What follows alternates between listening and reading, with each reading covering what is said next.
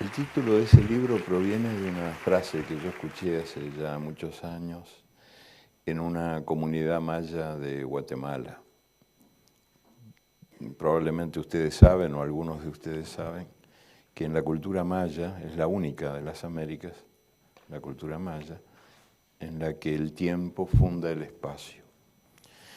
Y en las conversaciones que yo tenía, escuché esa frase perfecta que decía que somos hijos de los días, o sea, hijos del tiempo. La frase me quedó zumbando en la cabeza como una mosca porfiada durante años de años, hasta que por fin se convirtió en un libro que tiene la estructura de un calendario, no del calendario maya, sino del que utilizamos normalmente en estas tierras, que proviene de Roma y fue bendito por el Vaticano, y cada día cuenta una historia, precedida por esto. Y los días se echaron a caminar, y ellos nos hicieron a nosotros, que así fuimos nacidos, nosotros, los hijos de los días, los averiguadores, los buscadores de la vida. Y si nosotros somos hijos de los días, nada tiene de raro que de cada día brote una historia, porque los científicos dicen que estamos hechos de átomos, pero a mí un pajarito me contó que estamos hechos de historias. Y ahora les voy a contar, esta noche les voy a contar algunas de esas historias nacidas de los días. Enero 11, el placer de ir. Son historias elegidas un poco al tuntún, que no son cronológicas. Son cronológicas en el libro, pero no en la lectura, porque además, como se trata de 366 historias, tendríamos que quedarnos algunos años aquí, y eso terminaría siendo bastante aburrido. Simplemente son algunas historias elegidas, entresacadas, como esta del placer de ir.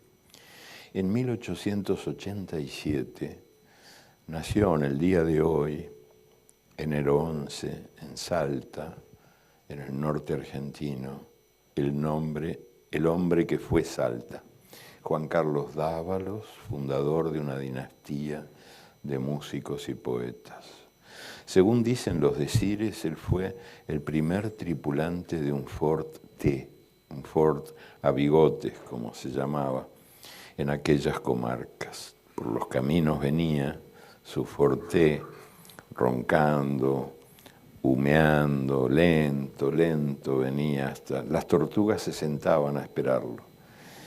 Algún vecino se acercó y preocupado saludó y comentó: pero don Dávalos, a este paso no va a llegar nunca.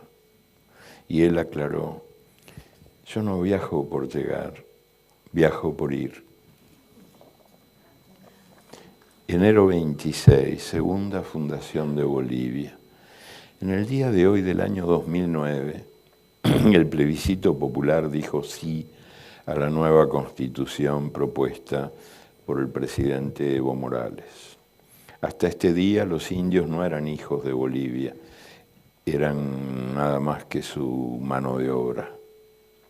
Allá por 1825, la primera constitución boliviana había otorgado la ciudadanía al 3 o 4% de la población.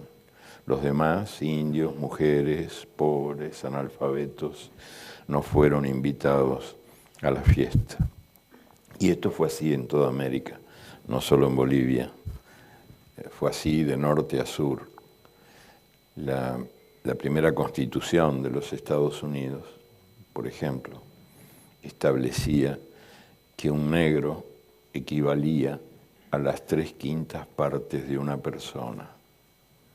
Por suerte, después los Estados Unidos tuvieron otras constituciones, no tan bestias, y gracias a eso Obama puede ser presidente, porque si no, un país no puede ser dirigido por las 3/5 partes de una persona. Pero lo que quería decir es que no fue solo Bolivia la que hizo una constitución para poquitos. Todas las constituciones, las primeras sobre todo, de las Américas fueron hechas por pocos y para pocos. Pero acá estaba hablando de Bolivia y quería decir que para muchos periodistas extranjeros, de estos que van por 3 días, 4 a un país y escriben un libro de 500 páginas, Bolivia es un país ingobernable, incomprensible, intratable, inviable. Se equivocan de deberían confesar que Bolivia es para ellos un país invisible. Y eso nada tiene de raro, porque hasta el día de hoy, enero 26 del año 2009, también Bolivia había sido un país ciego de sí. Y otra más de Bolivia, antes de pasar a algunos de los muchos temas que el libro toca. Octubre 14, una derrota de la civilización. En el año 2002, es duro de decir, pero no tengo más remedio que decirlo, porque está en el libro, es una noticia terrible. En el año 2002 cerraron sus puertas los 8 restaurantes de McDonald's en Bolivia. Apenas 5 años había durado esta misión civilizadora. Nadie la prohibió, simplemente ocurrió que los bolivianos le dieron la espalda, o mejor dicho, se negaron a abrirle la boca.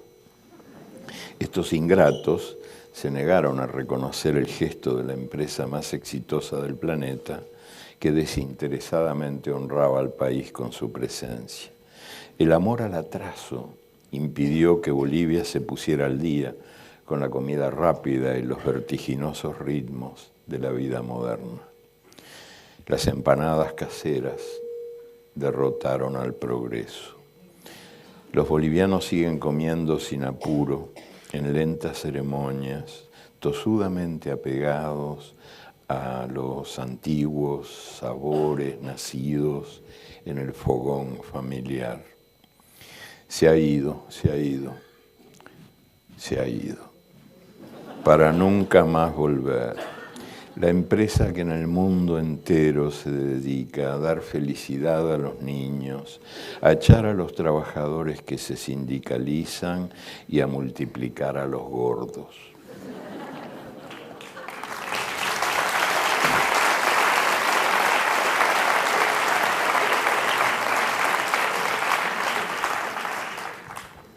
Junio 5. La naturaleza no es muda. La realidad pinta naturalezas muertas. Las catástrofes se llaman naturales, como si la naturaleza fuera el verdugo y no la víctima, mientras el clima se vuelve loco de remate, y nosotros también.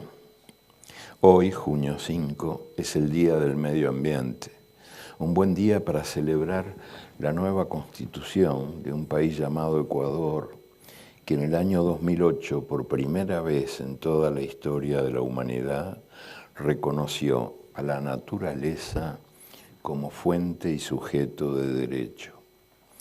Suena extraño esto de que la naturaleza tenga derechos, como si fuera persona. En cambio, suena de lo más normal que las grandes empresas de los Estados Unidos tengan derechos humanos. Y los tienen. Las corporaciones tienen derechos humanos por decisión de la Suprema Corte de Justicia desde 1886 y en nuestros días también. O sea, si la naturaleza fuera banco, ya la habrían salvado.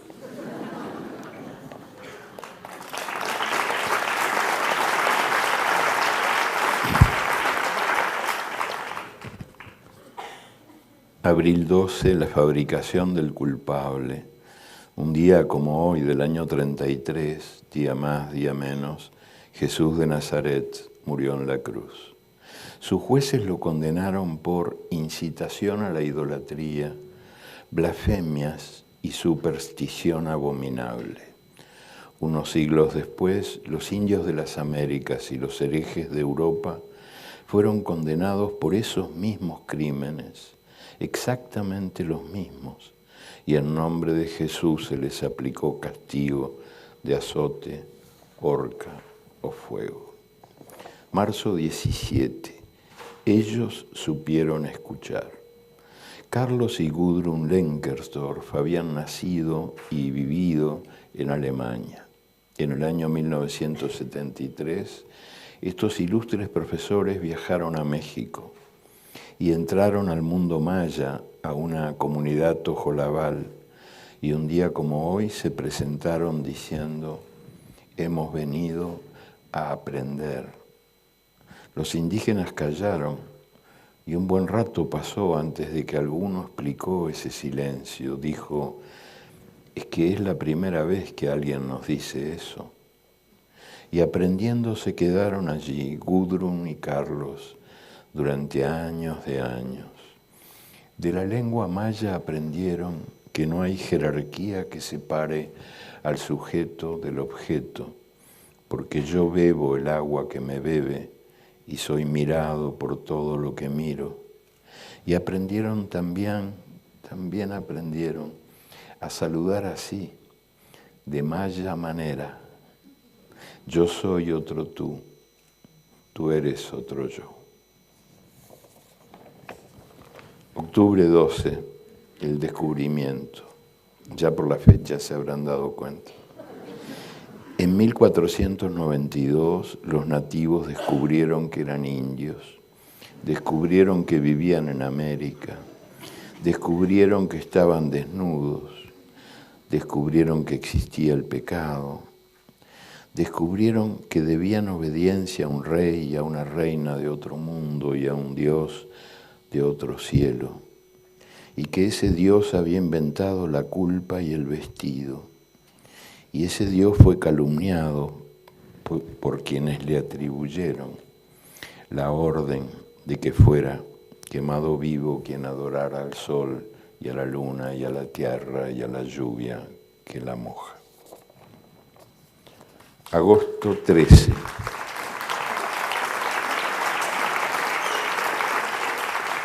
Agosto 13, el derecho a la valentía. En el día de hoy de 1816, el gobierno de Buenos Aires otorgó el grado de teniente coronel a Juana Azurduy en virtud de su varonil esfuerzo. En la Guerra de la Independencia ella había encabezado a los guerrilleros que arrancaron el Cerro de Potosí de manos españolas. Las mujeres tenían prohibido meterse en los masculinos asuntos de la guerra, pero los oficiales machos no tenían más remedio que reconocer y admirar lo que ellos llamaban el viril coraje de esta mujer. Al cabo de mucho galopar, cuando ya la guerra había matado a su marido y a 5 de sus 6 hijos, también Juana murió. Murió en la pobreza, pobre entre los pobres, y fue arrojada a una fosa común. Casi 2 siglos después, el gobierno argentino, presidido por una mujer, ascendió a Juana Azurduy al grado de generala del ejército en homenaje a su femenina valentía.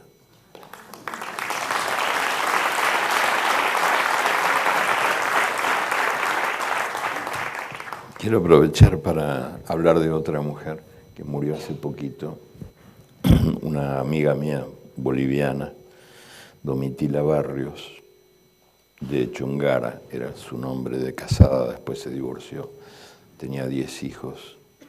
Y yo la conocí en un pueblo minero llamado Yayagua, donde estuve pasando un tiempo, en una asamblea de mineros. Ella era la única mujer, eran todos hombres. Me sorprendió encontrar una mujer en medio de aquel hombrerío, y más me sorprendió verla en acción.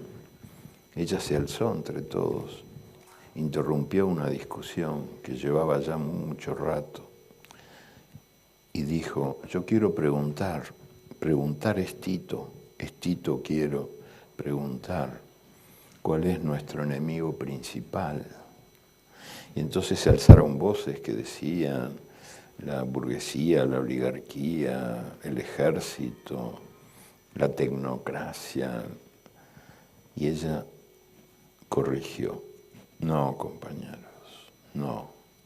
Nuestro enemigo principal es el miedo y lo llevamos adentro.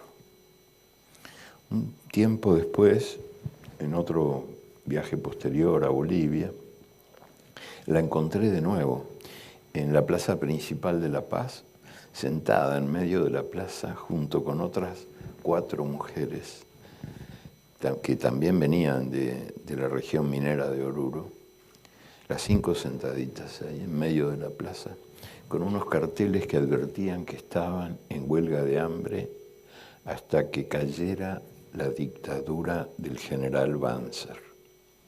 La gente que pasaba y las veía se burlaba de ellas y comentaba: así que 5 mujeres van a derribar una dictadura militar. Yo me quedé viendo aquello, escuchando. Volví después, al día siguiente y a la semana siguiente, y las vi crecer. Las 5 mujeres se convertían en 50, que después fueron 500, y después 5.000, y después 50.000, y después 500.000, y la dictadura militar cayó. Las 5 mujeres no estaban equivocadas. Ellas derribaron una dictadura militar. El equivocado era el miedo.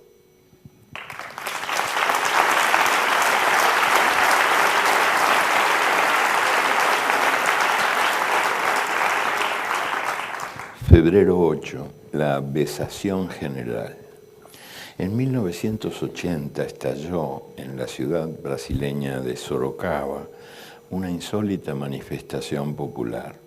En plena dictadura militar, una orden judicial había prohibido los besos que atentaban contra la moral pública. La sentencia del juez Manuel Morales castigaba esos besos con cárcel y los describía así: besos hay que son libidinosos y por lo tanto obscenos, como el beso en el cuello, en las partes pudendas, etc., y como el beso cinematográfico, en el que las mucosas labiales se unen en una insofismable expansión de sensualidad. La ciudad respondió convirtiéndose en un gran besódromo. Nunca nadie se besó tanto. La prohibición multiplicó las ganas y muchos hubo que por pura curiosidad, por curiosos nomás, quisieron conocer el gustito del beso insofismable.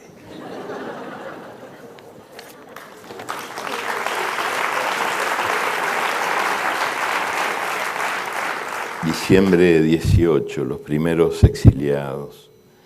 Hoy es el día del emigrante, diciembre 18. Y no viene mal recordar que Adán y Eva fueron los primeros condenados a emigrar en toda la historia de la humanidad. Según la versión oficial, Adán fue tentado por Eva. Fue ella quien le ofreció la fruta prohibida y por culpa de Eva fueron los dos expulsados del paraíso. Pero, ¿habrá sido así? ¿O Adán hizo lo que hizo porque quiso? Quizás Eva no le ofreció nada, ni le pidió nada. Quizás Adán decidió morder la fruta prohibida cuando supo que ya Eva la había mordido. Quizás ella ya había perdido el privilegio de la inmortalidad y Adán eligió compartir su castigo. Y fue mortal, pero mortal acompañado.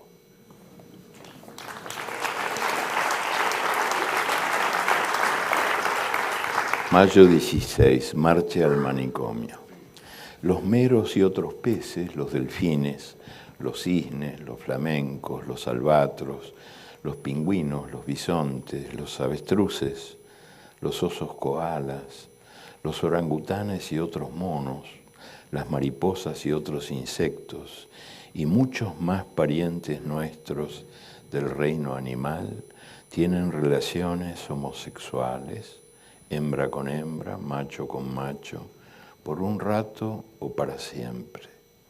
Menos mal que no son personas, se han salvado del manicomio, porque hasta el día de hoy, mayo 16 del año 1990, la homosexualidad integró la lista de enfermedades mentales de la Organización Mundial de la Salud.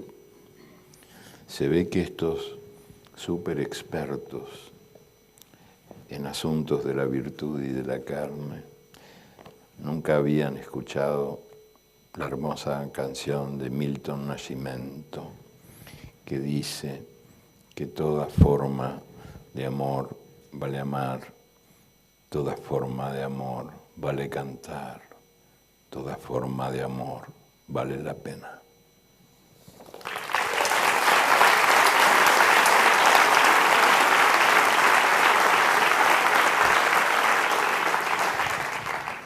Marzo 20, el mundo al revés.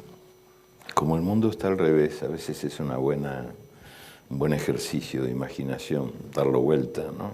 Tratar de ponerlo, invirtiendo la información sobre un hecho cualquiera, o cambiando el punto de vista. Yo siempre digo que hay que ver siempre desde qué lugar se miran las cosas.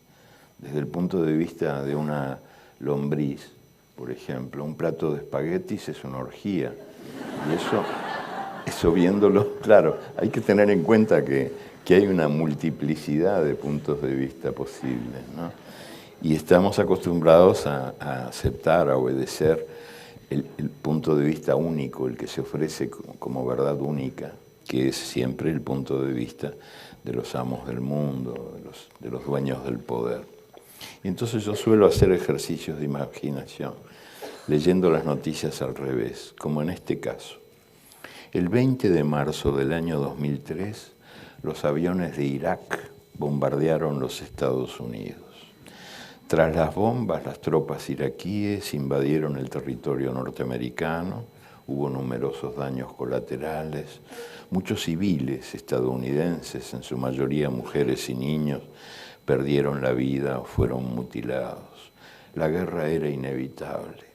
La seguridad de Irak y de la humanidad entera estaba amenazada por las armas de destrucción masiva acumuladas en los arsenales de los Estados Unidos. Eso sí, ningún fundamento tenían los rumores insidiosos que atribuían a Irak la intención de quedarse con el petróleo de Alaska.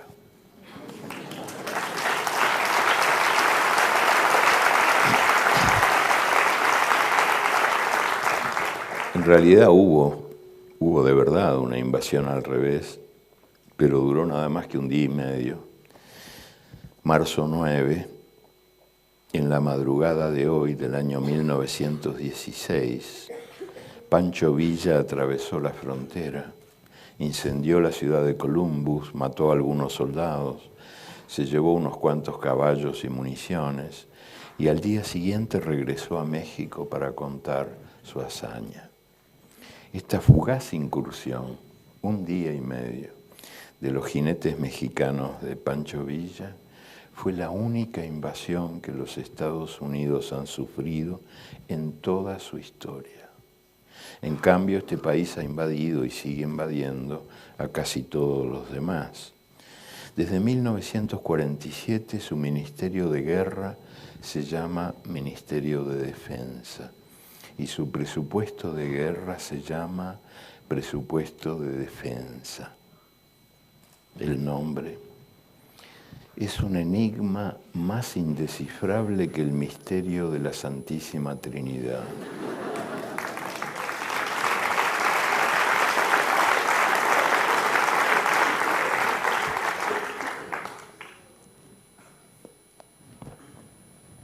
El libro intenta, sobre todo, difundir hechos poco conocidos o desconocidos para iluminar un poquito mejor la realidad que nos llega enmascarada Por ejemplo, este hecho.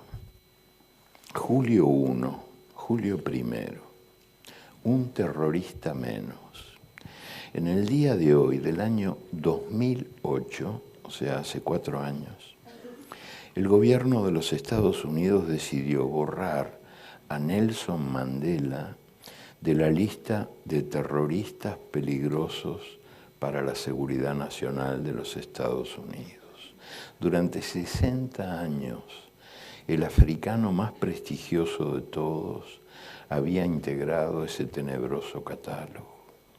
O sea que a uno le da la impresión de que la guerra contra el terrorismo, que se usa como cotidiano pretexto para justificar lo injustificable, no es muy seria, porque si el terrorista era Mandela, no sé qué opinarán ustedes, pero me parece que no es muy digna de crédito. O sea, la guerra contra el terrorismo sería creíble, sería seria, si se conmemorara cada año el 11 de septiembre, que es el Día contra el Terrorismo, con carteles pegados en todos los lugares del mundo. Carteles que tendrían que decir: se busca a los secuestradores de países, se busca a los estranguladores de salarios y a los exterminadores de empleos, se busca a los violadores de la tierra, a los envenenadores del agua y a los ladrones del aire, se busca a los traficantes del miedo.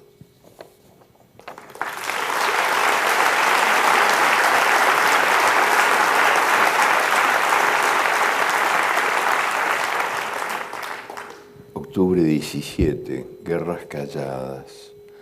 Hoy, octubre 17, es el día contra la pobreza. La pobreza no estalla como las bombas ni suena como los tiros, pero es una de las pruebas de que habitamos un mundo al revés, que está en guerra contra los pobres en lugar de estar en guerra contra la pobreza.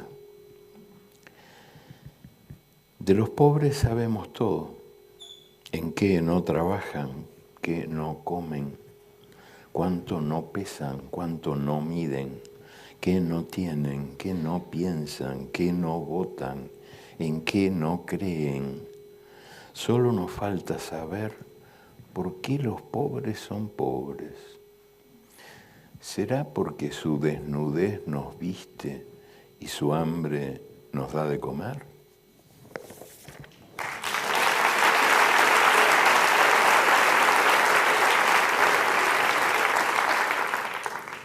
Advertencia a las personas sensibles y a los cardíacos, porque este texto, el que viene, tiene un título demasiado conmovedor. Septiembre 15. Adopte un banquerito. En el año 2008 se fue a pique la bolsa de Nueva York. Días histéricos, días históricos. Los banqueros, que son los más peligrosos asaltantes de bancos, habían desvalijado sus empresas, aunque jamás fueron filmados por las cámaras de vigilancia y ninguna alarma sonó. Y ya no hubo manera de evitar el derrumbe general. El mundo entero se desplomó y hasta la luna tuvo miedo de perder el trabajo y verse obligada a buscar otro cielo. Los magos de Wall Street, expertos en la venta de castillos en el aire, robaron millones de casas y de empleos, pero un solo banquero, apenas uno, fue a la cárcel. Y cuando sus colegas imploraron a gritos una ayudita, por amor de Dios, recibieron, por mérito de sus afanes, la mayor recompensa jamás otorgada en toda la historia de la humanidad. Ese dineral hubiera alcanzado para dar de comer a todos los hambrientos del mundo, con postre incluido, de aquí a la eternidad, pero a nadie se le ocurrió la idea.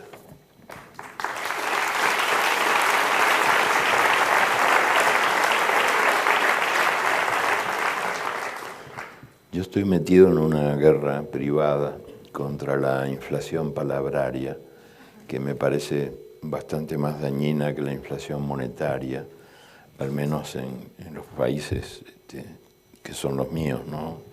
En América Latina, incluso en España, donde hay bastante inflación palabraria también, no solo entre nosotros. Sobre todo son peligrosos los que comienzan sus discursos advirtiendo: seré breve. A esos hay que mandarlos presos antes de que cometan el crimen. Y entonces el libro fue escrito, este libro, Los hijos de los días, fue escrito 11 veces. O sea, 11 veces la versión completa, de cabo a rabo, suprimiendo las palabras que yo sentía que sobraban, las que no eran ni podían ser mejores que el silencio. Y así muchos de los textos, casi todos, empezaron siendo gordos y terminaron siendo flaquísimos. Por ejemplo, este que voy a leer ahora, que tenía varias páginas y terminó teniendo nada más que 4, 5 líneas y media. Mayo 23. En 1937 murió John D. Rockefeller, dueño del mundo, rey del petróleo, fundador de la Standard Oil Company. Había vivido casi un siglo. En la autopsia no se encontró ningún escrúpulo.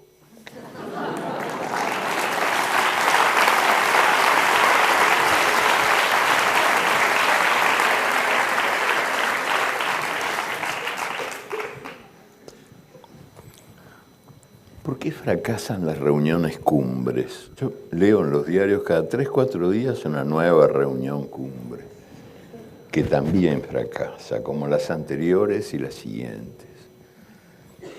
Este texto, que rinde homenaje a la comunidad internacional, quizás ayude a encontrar la respuesta. El cocinero convocó al ternero, al lechón, al avestruz, a la cabra, al venado, al pollo, al pato, a la liebre, al conejo, a la perdiz, al pavo, a la paloma, al faisán, a la merluza, a la sardina, al bacalao, al atún, al pulpo, al camarón, al calamar y hasta el cangrejo y la tortuga, que fueron los últimos en llegar. Y cuando estuvieron todos, el cocinero les explicó: los he reunido para preguntarles con qué salsa desean ser comidos.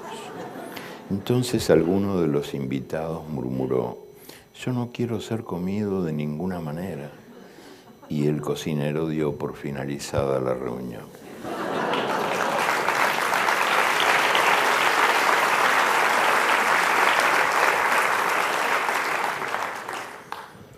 Y este es otro homenaje, no a la comunidad internacional, sino al experto internacional, que es una parte sustancial de esa comunidad. En estos días, septiembre 7 del año 2000, 189 países elaboraron la Declaración del Milenio, que los comprometía a resolver todos los dramas del mundo.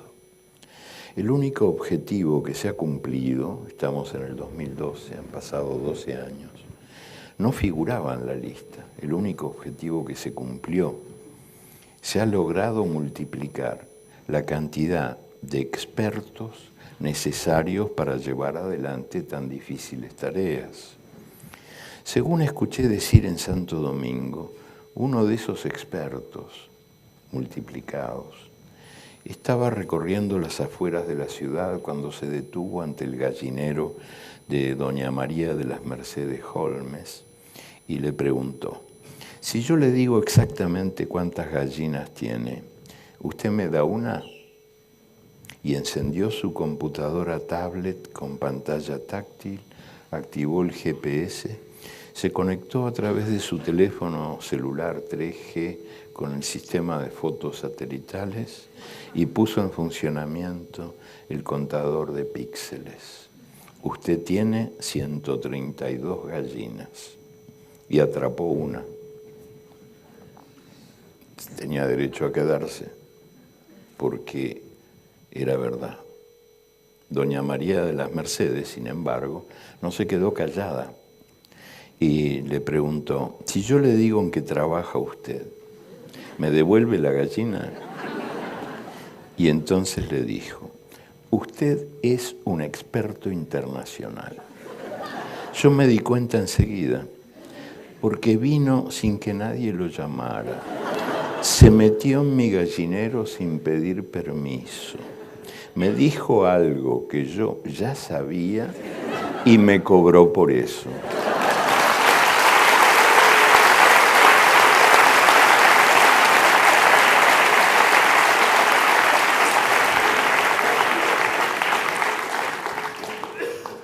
Abril 11. Acá debe haber una errata, pero bueno, a cualquiera le pasa, ¿no? Al transcribir un texto, porque dice los miedos de comunicación. Supongo que es una errata. En el día de hoy, abril 11 del año 2002, un golpe de Estado convirtió al presidente de los empresarios en presidente de Venezuela. Poco le duró la gloria. Un par de días después, los venezolanos, volcados a las calles, restituyeron al presidente elegido por sus votos.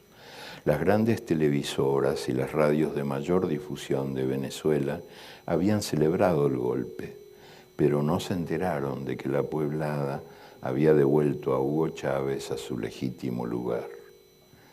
Se explica, por tratarse de una noticia desagradable, los medios de comunicación no la comunicaron.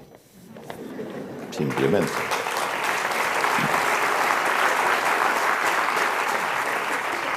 Esta historia tiene que ver con la anterior, septiembre 28. Hoy es el día internacionalmente consagrado al derecho humano a la información. Quizás sea oportuno recordar que un mes y pico después de las bombas atómicas que aniquilaron Hiroshima y Nagasaki, el diario The New York Times, uno de los más prestigiosos del mundo, quizás el más prestigioso, desmintió los rumores que estaban circulando. El 12 de septiembre de 1945, este diario publicó en primera página un artículo firmado por su redactor en temas científicos, William Lawrence. El artículo salía al encuentro de las versiones alarmistas y aseguraba que no había ninguna radioactividad, ni en Hiroshima ni en Nagasaki, y que la tal radioactividad no era más que un invento de la propaganda japonesa. Gracias a esta sabia revelación, Lawrence ganó el premio Pulitzer. Tiempo después se supo que él cobraba 2 salarios mensuales. The New York Times le pagaba uno y el otro corría por cuenta del presupuesto militar de los Estados Unidos. No era un mileurista el científico este. Otra más sobre un tema parecido, aunque bastante más antigua. Febrero 24. En el día de hoy, de 1815, Napoleón Bonaparte inició su fuga de la isla de Elba, donde estaba preso, y poco después, ya en tierra firme, emprendió su viaje a la reconquista del trono de Francia. Napoleón marchaba paso a paso, día tras día, acompañado por una tropa creciente, mientras el diario Le Moniteur Universel, que había sido su órgano oficial, aseguraba que los franceses estaban locos de ganas de morir defendiendo al rey Luis XVIII y llamaba a Napoleón violador a mano armada del suelo de la patria, extranjero fuera de la ley, corso audaz, odioso opresor, usurpador, traidor, plaga, jefe de bandoleros, y anunciaba: este será su último acto de locura. Pero, por fin, el rey huyó, nadie murió por él, y Napoleón se sentó en el trono sin disparar ni un tiro. A partir de entonces, el mismo diario, pasó a informar que la feliz noticia de la entrada de Napoleón en la capital ha provocado una explosión súbita y unánime. Todo el mundo se abraza. Las vivas al emperador llenan el aire y en todos los ojos hay lágrimas de alegría celebrando el regreso del héroe de Francia.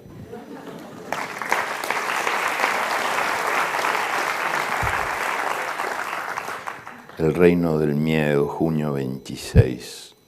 Junio 26 es el día contra la tortura. Por trágica ironía, la dictadura militar del Uruguay nació al día siguiente, en 1973, y convirtió al país entero en una gran cámara de torturas. Los suplicios, las torturas, servían poco o nada para arrancar información, pero eran muy útiles para sembrar el miedo, y el miedo obligó a los uruguayos a vivir callando o mintiendo. En el exilio yo recibí unas cuantas cartas anónimas desde mi país.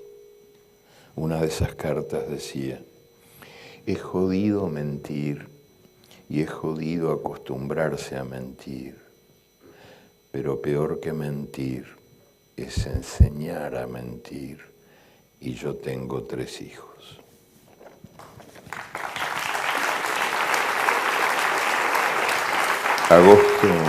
Agosto 30, Día de los Desaparecidos. Desaparecidos, los muertos sin tumba, las tumbas sin nombre, las mujeres y los hombres que el terror tragó, los bebés que son o han sido botín de guerra, y también los bosques nativos, las estrellas en la noche de las ciudades, el aroma de las flores, el sabor de las frutas, las cartas escritas a mano, los viejos cafés donde había tiempo para perder el tiempo, el fútbol de la calle, el derecho a caminar, el derecho a respirar, los empleos seguros, las jubilaciones seguras, las casas sin rejas, las puertas sin cerradura, el sentido comunitario y el sentido común.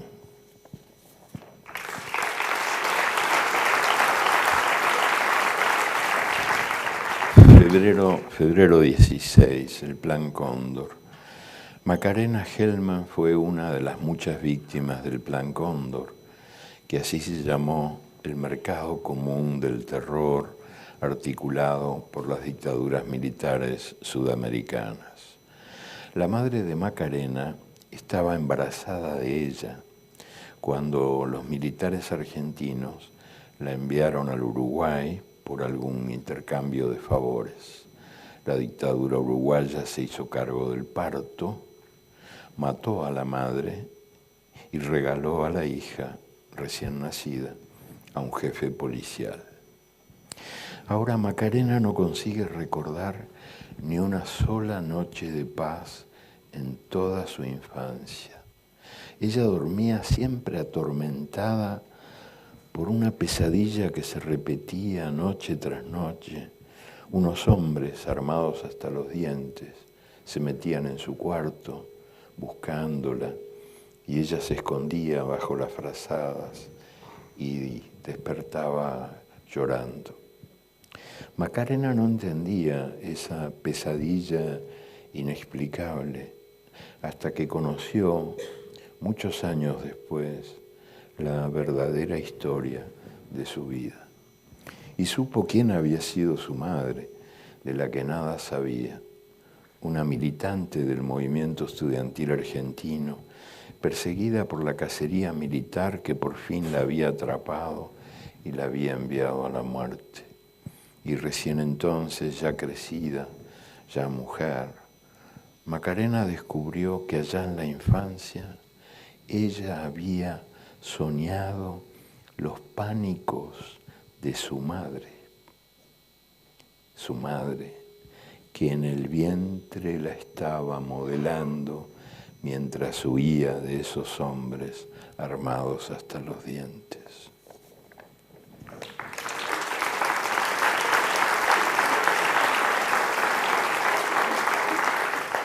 Los hijos de los enemigos fueron botín de guerra de la dictadura militar argentina y de otras dictaduras militares, sobre todo la argentina, que robó más de 500 niños en años recientes. Pero muchos más niños robó durante mucho más tiempo una democracia, la democracia australiana, con permiso de la ley y aplausos del público. En el año 2008, el primer ministro de Australia, Kevin Rudd, pidió perdón a los indígenas que habían sido despojados de sus hijos durante más de un siglo.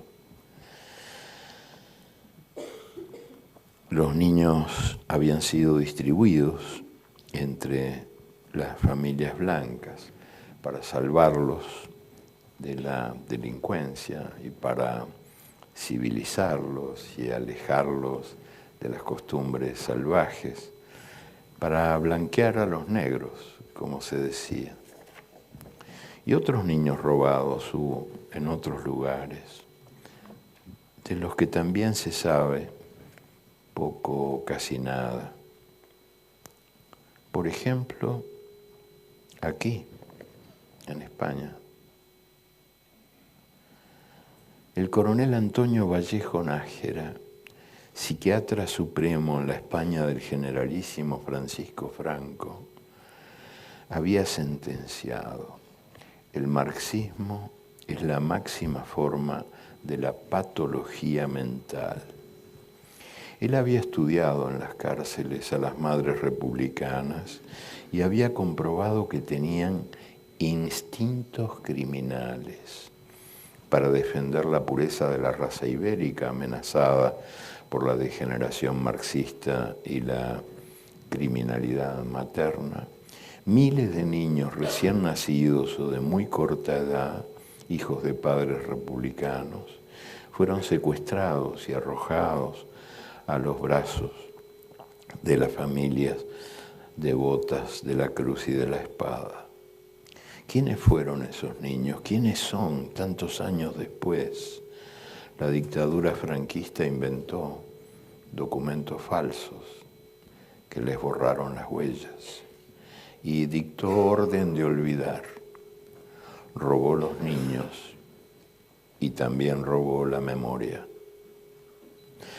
Otra herencia del franquismo, por cierto, fue otro robo, el robo de una patria, la patria saharaui, regalada a Marruecos.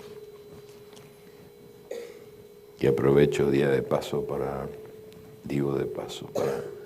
recomendarles que vean, si no han visto, una estupenda película producida por Javier Bardem sobre la tragedia del pueblo saharaui, que se llama Hijos de las Nubes. Ellos se llaman hijos de las nubes porque desde siempre persiguen la lluvia y también persiguen la justicia, más esquiva que el agua en el desierto. Han sido condenados a perpetua nostalgia y angustia perpetua. El reino de Marruecos se ha negado y se sigue negando a obedecer la orden de las Naciones Unidas, que establecieron la necesidad de que se hiciera un plebiscito para que los saharauis decidieran su destino. Negando el derecho de voto, Marruecos confiesa que ha robado un país con el visto bueno de los que en el mundo mandan.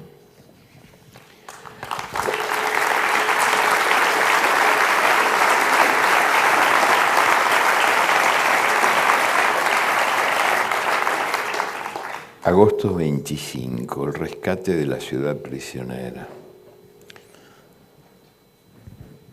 Uno se pregunta, ¿cómo habrán sido las cosas que nos han contado, o que no nos han contado, o que nos han contado mal, o por la mitad, o mintiendo, ocultando? ¿Cómo habrán sido? Por ejemplo, ¿quién liberó a París?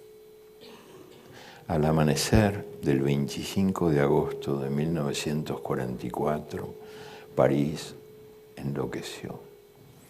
La ocupación nazi había terminado. Los primeros tanques y carros blindados habían entrado unas pocas horas antes Y el gentío preguntaba, ¿quiénes son? ¿Son americanos?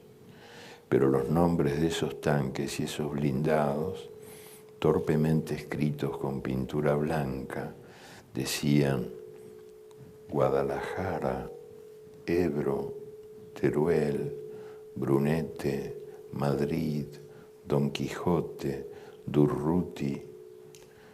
Los primeros liberadores de París fueron los republicanos españoles. Vencidos en su tierra, se habían batido por Francia. Ellos creían que después España sería rescatada. Se equivocaron.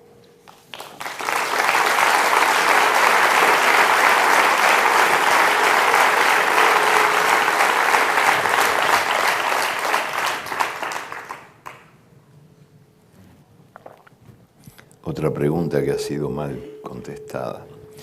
¿Quién conquistó la Luna? Julio 21, el otro astronauta. En el día de hoy, julio 21 de 1969, los diarios del mundo entero dedicaron su primera página a la foto del siglo. Los astronautas habían caminado por la Luna a paso de oso y habían marcado en ella las primeras huellas humanas. Pero el principal protagonista de la hazaña no recibió la felicitación que merecía. Wernher von Braun había inventado y lanzado esa nave espacial. Antes de emprender la conquista del espacio por cuenta de los Estados Unidos, von Braun había llevado adelante la conquista de Europa por cuenta de Alemania. Este ingeniero oficial de las SS era el científico preferido de Hitler. Pero al día siguiente del fin de la guerra, este científico, que se las sabía todas, supo pegar un prodigioso salto y cayó parado en la otra orilla de la mar. Instantáneamente se convirtió en patriota de su patria nueva, se hizo devoto de una secta evangélica de Texas y puso manos a la obra en el laboratorio espacial. Algo sobre la ciencia y el sentido común. Noviembre 1, cuidado con los bichos. En 1986, la peste de las vacas locas golpeó a los británicos y más de 2 millones de vacas sospechosas de contagiosa demencia fueron castigadas con la pena capital. En 1997, la gripe del pollo, difundida desde Hong Kong, sembró el pánico y condenó a 1,5 millones de aves a la muerte precoz. En el año 2009 estalló en México y en los Estados Unidos la gripe porcina, y el planeta entero tuvo que enmascararse contra la peste mientras millones de cerdos, no se sabe cuántos, fueron sacrificados por toser o estornudar. ¿Quién tiene la culpa de las pestes humanas? Los animales. Así de simple. En cambio, están libres de toda sospecha los gigantes del agronegocio mundial, esos aprendices de brujos que convierten los alimentos en bombas químicas de alta peligrosidad.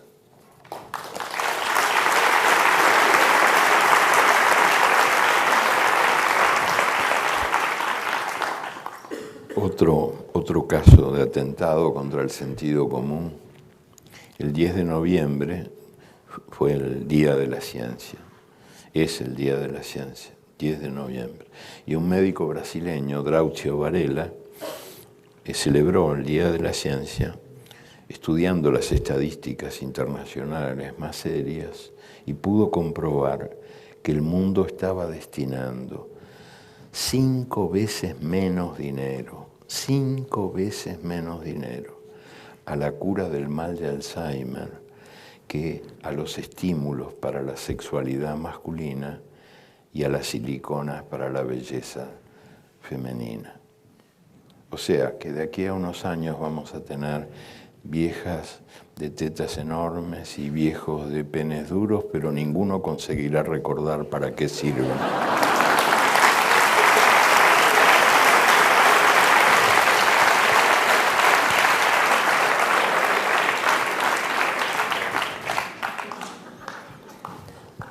Algo más sobre la ciencia. Diciembre 8, el arte de las neuronas. En 1906, Santiago Ramón y Cajal recibió el Premio Nobel de Medicina. Él había querido ser artista pintor, pero su padre no lo dejó y no tuvo más remedio que convertirse en el científico español más importante de todos los tiempos.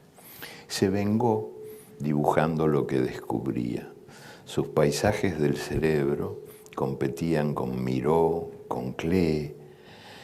Él decía, el jardín de la neurología brinda emociones artísticas incomparables, y disfrutaba explorando los misterios del sistema nervioso y más disfrutaba dibujándolos, y todavía más disfrutaba diciendo a viva voz todo lo que pensaba, a sabiendas de que eso iba a darle más enemigos que amigos. A veces preguntaba, Cajal preguntaba sorprendido, ¿pero tú no tienes enemigos?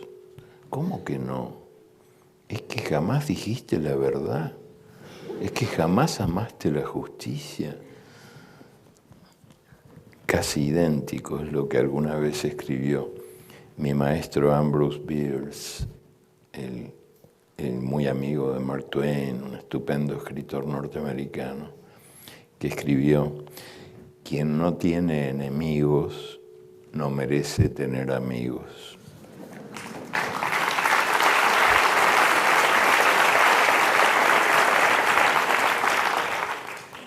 Algunos homenajes que el libro contiene a la música, por ejemplo. Enero 27, para que escuches el mundo. Hoy nació en 1756 Wolfgang Amadeus Mozart. Siglos después, hasta los bebés aman la música que nos dejó. Está comprobado muchas veces y en muchos lugares que el recién nacido llora menos y duerme mejor cuando escucha la música de Mozart. Es la mejor bienvenida al mundo, la mejor manera de decirle, esta es tu nueva casa, y así suena. Homenajes también a otras formas de expresión humana, al arte de la pintura, por ejemplo. En 1886, el presidente de la Sociedad Española de Historia Natural dictaminó que las pinturas de la caverna de Altamira no eran prehistóricas y dijo que habían sido pintadas, sin duda, por algún mediocre discípulo de la escuela moderna. Pero 20 años después, los expertos tuvieron que reconocer que estaban equivocados. Y así se demostró que la voluntad de belleza, como el hambre, como el deseo, había acompañado desde siempre la aventura humana en el mundo. Mucho antes de eso que llamamos civilización, habíamos convertido en flautas los huesos de las aves, habíamos perforado los caracoles para hacer collares y habíamos creado colores mezclando tierra, sangre, polvo de piedras y jugos de plantas para alindar nuestras cavernas y para que cada cuerpo fuera un cuadro caminante. Cuando los conquistadores españoles llegaron a Veracruz, encontraron que los indios huastecos andaban completamente desnudos, con los cuerpos pintados, ellos y ellas, los cuerpos pintados, para gustar y gustarse. El conquistador Bernal Díaz del Castillo sentenció: estos son los peores.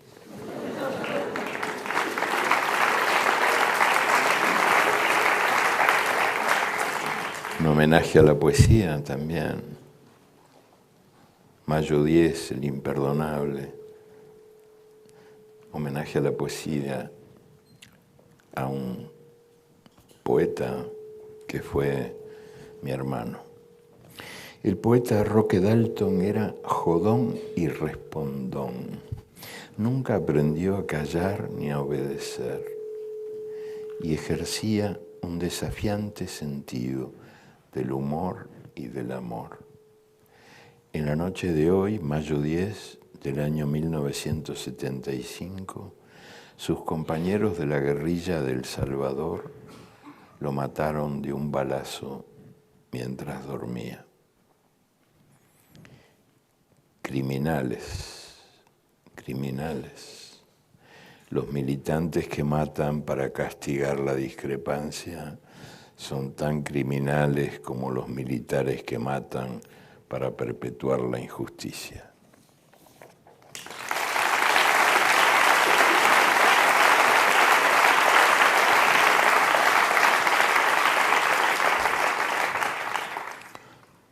Un homenaje también al arte que no tiene edad. Diciembre 6, una lección de teatro.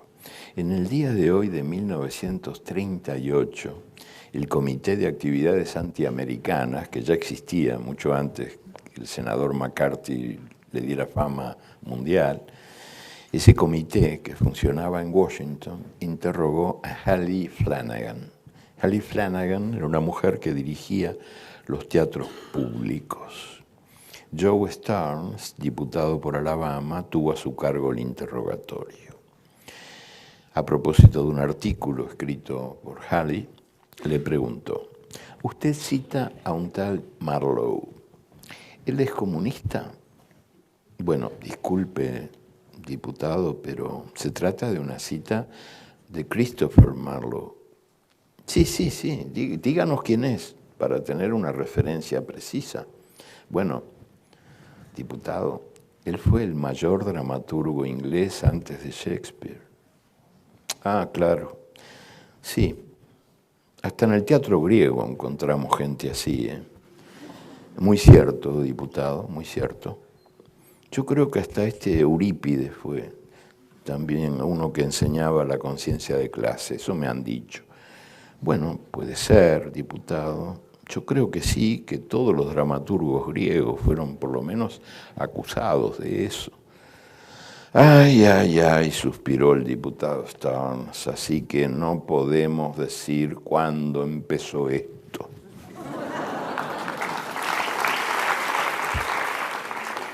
Un homenaje al fútbol también, que el libro contiene entre tantos otros homenajes, y que no puedo dejar de leer porque yo soy futbolero perdido. Y quiero dedicar la lectura de esta historia, que es poco conocida o casi desconocida por todos. Quiero dedicarla a Mahmoud Zarzak, un jugador de fútbol palestino que está preso en Israel desde hace 3 años, ahora en huelga de hambre desde hace 75 días, por el único crimen de ser palestino en Israel.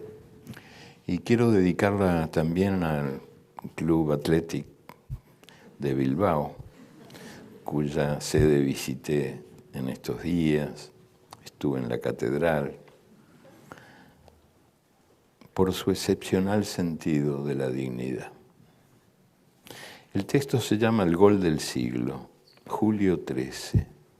En este día del año 2002, el máximo organismo del fútbol mundial, la FIFA, dio a conocer el resultado de una encuesta que había hecho en todas partes. Elija usted el gol del siglo XX. Ganó por abrumadora mayoría el gol de Diego Maradona en el Mundial de 1986, cuando bailando con la pelota pegada al pie, dejó a 6 ingleses perdidos en el camino. Esa fue la última imagen del mundo que vio Manuel Alba Olivares. Él tenía 11 años y en ese mágico momento, justo en ese momento, los ojos se le apagaron para siempre. Manuel ha guardado el gol intacto en su memoria y lo relata mejor que los mejores locutores. Desde entonces, para ver fútbol y otras cosas no tan importantes, Manuel pide prestados los ojos de sus amigos.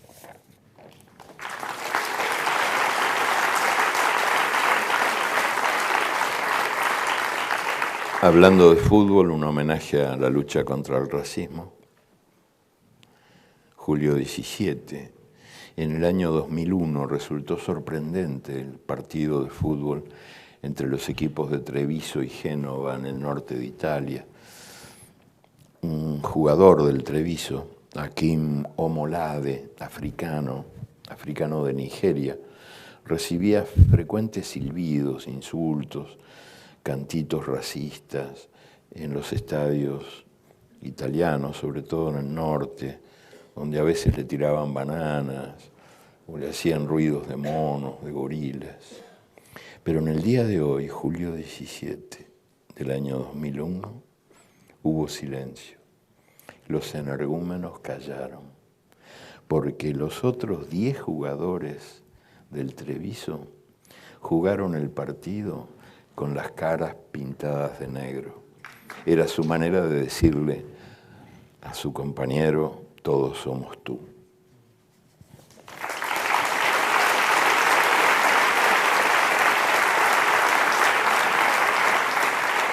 Y a propósito del racismo, no puedo resistir la tentación de leer algo que no es mío, es de un gran poeta de Senegal, Léopold Senghor, pero que yo lo incluí en el libro, porque me pareció que él decía lo que yo hubiera querido decir con las mejores palabras. Es un poema que dice así: querido hermano blanco, cuando yo nací era negro, cuando crecí era negro, cuando me da el sol soy negro, cuando estoy enfermo soy negro, cuando muera seré negro, y mientras tanto, tú, cuando naciste eras rosado, cuando creciste fuiste blanco, cuando te da el sol eres rojo, cuando sientes frío eres azul, cuando sientes miedo eres verde, cuando estás enfermo eres amarillo, cuando mueras serás gris. Entonces, ¿cuál de nosotros dos es un hombre de color?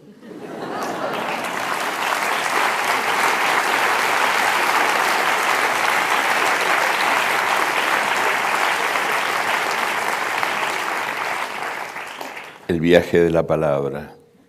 En el año 208, Serenus Sammonicus escribió en Roma un libro, Asuntos Secretos, donde revelaba su remedio para evitar la fiebre terciana y espantar a la muerte.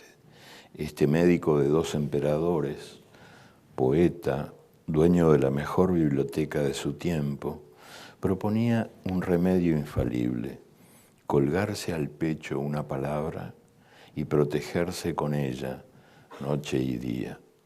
Era la palabra abracadabra, que en hebreo antiguo quería decir, y dice todavía, envía tu fuego hasta el final. El viaje de la memoria, enero 15. En 1919, la revolucionaria Rosa Luxemburgo fue asesinada en Berlín. Los asesinos a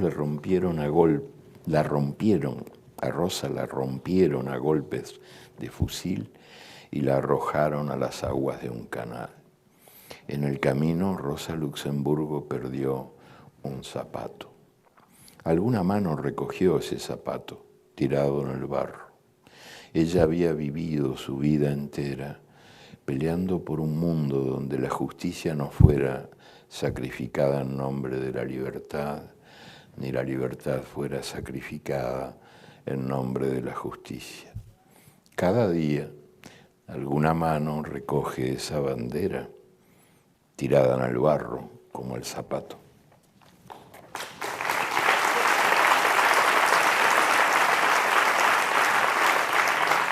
Abril 21.